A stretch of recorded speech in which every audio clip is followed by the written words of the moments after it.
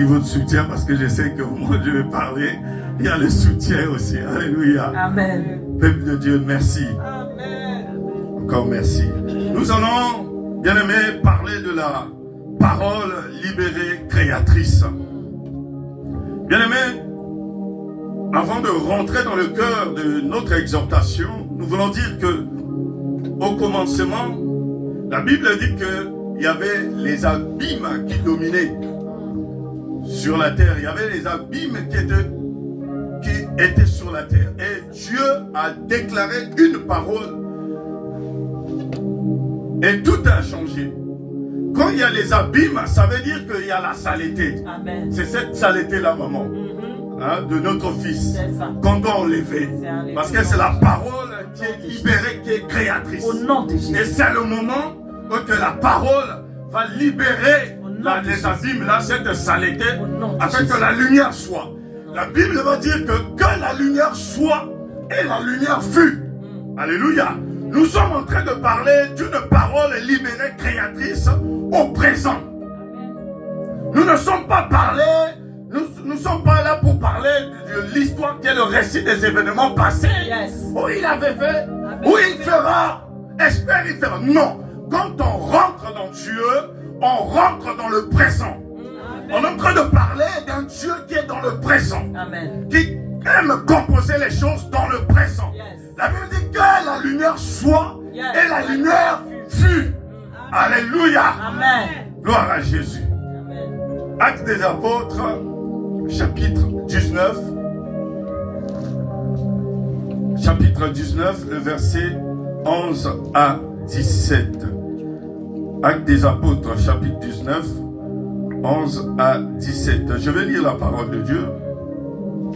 Et Dieu faisait des miracles extraordinaires par les mains de Paul. Verset 2. Au point qu'on appliquait sur les malades des linges ou des mouchoirs qui avaient touché son corps. Et les malades les quittaient. Et les esprits malins sortaient. Verset 13.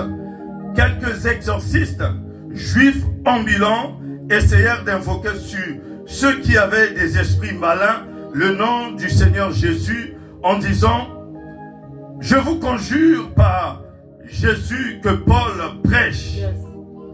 Verset 14. Ceux qui faisaient cela étaient 7 fils de Séva, juifs, l'un des principaux sacrificateurs. L'esprit malin leur répondit: je connais Jésus et je sais qui est Paul, mais vous qui êtes-vous?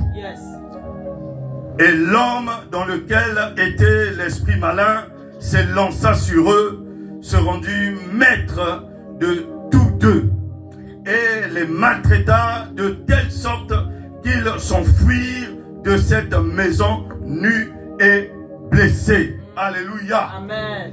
Là, nous parlons des 7 fils de Séva, bien-aimés. Les 7 fils de Séva sont les 7 fils d'un sacrificateur. Alors, il se passait un mouvement de guérison, un mouvement de se libérer des démons, un mouvement de se libérer des esprits méchants. Alors, les 7 fils de Séva vont se mettre à chasser les démons dans la vie d'un démoniaque. Mais sauf, il s'est passé quelque chose de compliqué, quelque chose d'étonnant. Les 7 fils de Séva qui chassaient les démons, en chassant les démons vont sortir du corps du démoniaque et commencèrent à frapper les fils de Séva, à les taper littéralement, jusqu'à même voir leurs vêtements déchirés. Ils vont sortir de là nus parce que les démons les ont frappés littéralement. Si les démons les ont frappés parce qu'il leur manquait quelque chose. Amen. Amen. Yes. Alléluia.